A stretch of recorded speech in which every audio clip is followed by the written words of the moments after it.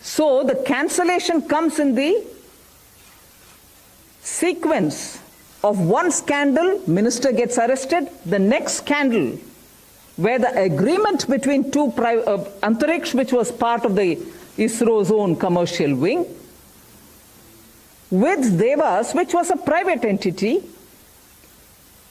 and giving away for pittance a rare S-band spectrum, which is only used largely by defense forces.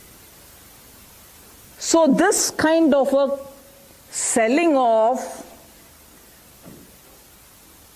primary endowments, whether it is under the soil as mineral wealth, or wavelengths, or satellites, or spectrum band and anything else, giving it away to the private parties and making a deal out of it, marks the feature of the Congress governments. And this today, after nearly 10, 11 years of struggle, we've had Supreme Court come out with a comprehensive order.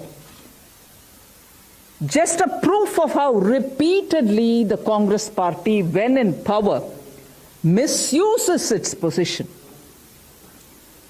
allows blatant selling of resources of the government, resources of the people of India for pittance.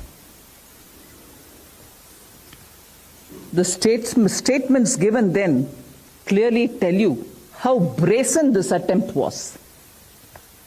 The cabinet didn't even know about such a brazen agreement, whereby 90% of yet to be launched satellites were already agreed and given away to private parties.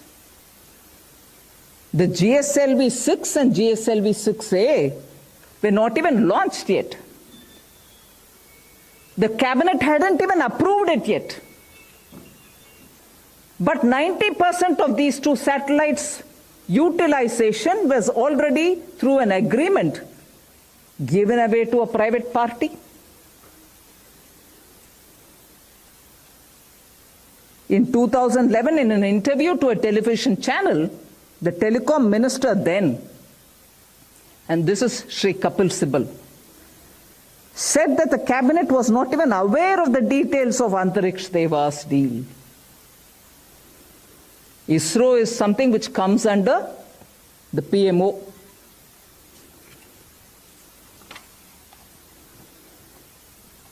Dr. Manmohan Singh in February 24, 2011 says, there was no question of Prime Minister's office being asked to approve this deal.